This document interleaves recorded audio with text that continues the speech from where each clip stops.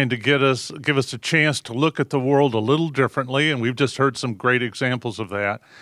To look at the world a little differently, get a little different perspective on it so that we can enrich our lives and those of others. And with that, today I have three panelists, and I'm going to let them introduce themselves. I'm Karen Libby with Image Media. Dan Fazio with Aqua Health and Wellness. Bill Purnett with Simply Successful. Great. So the question today, and I'm going to give you an opportunity, 90 seconds to work on this. You can work on it individually or with others at your table. It's entirely up to you.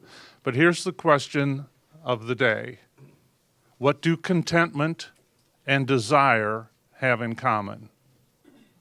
What do contentment and desire have in common? Okay? Okay, folks, let's come back together. And in true contrarian fashion, we're going to start with the audience instead of the panel. So, who would like to share what they discovered as an answer for that question? Les over here. There we go. My dad. Thank you, Les. So if you achieve... say what, John? Just hold on to the microphone. So if you achieve what you desire, you're content. Okay, very good, very good. Back there, Mary? Contentment is one of my favorite words, so I could go on for a long time, but I won't. I believe that I actually created something called the state of mind scale. 6 places: panic, anxiety, complacence, contentment, striving, and joy. Contentment, striving, and joy is where happiness resides. So I believe that contentment and desire or striving are right next to each other, and that you can have tons of contented moments during a day, and that doesn't mean that you stop where you are.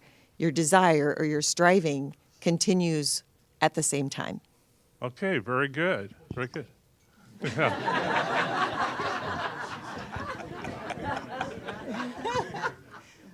We were actually talking about the fact that when you're content, you really have no desires at that moment. There's a state of contentment, whether it's for a few minutes or an hour or a day, when you're living in the moment and you're not really thinking about needing anything.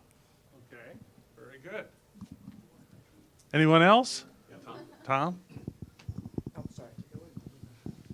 Sorry. I think building on what Mary said, there's the old cliche about the benefit is not in the destination, it's in the journey. So there can be contentment in the journey existing simultaneously side by side with striving. It's just when you have the mindset that I'm not content unless I'm at that destination, that's when you have the problem. So you can be content as you're moving toward the destination, whether you're getting there or not. You're gonna fall back. You're gonna move forward, but find contentment in the journey.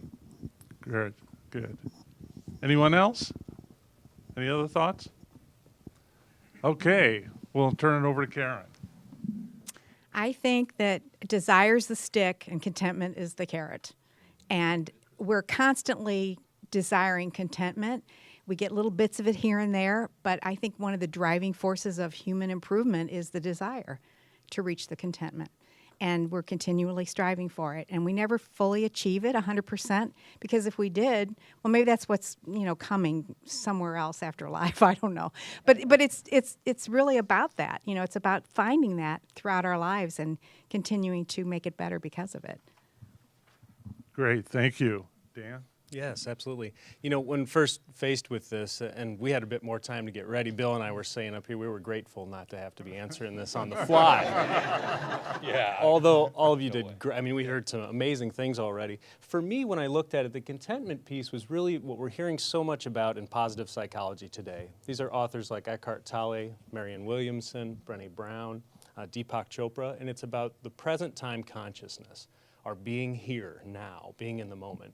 That's where contentment is.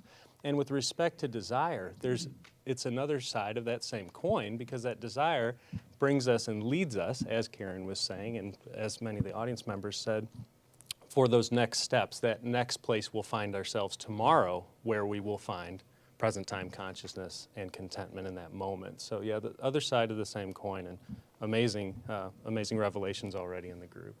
Dale, don't ask me to follow after Dan. What? You're the sensei. What could you say? What could I say after that? Yeah, please. Yeah, and I'm sure you'll do it too. Yeah.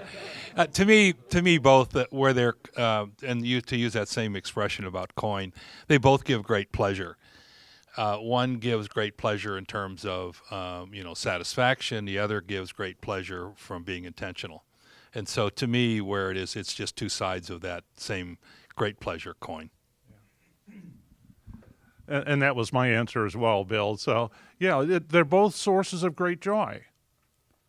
The contentment that we have with what we've already accomplished gives us great joy and great pleasure and a lot of confidence.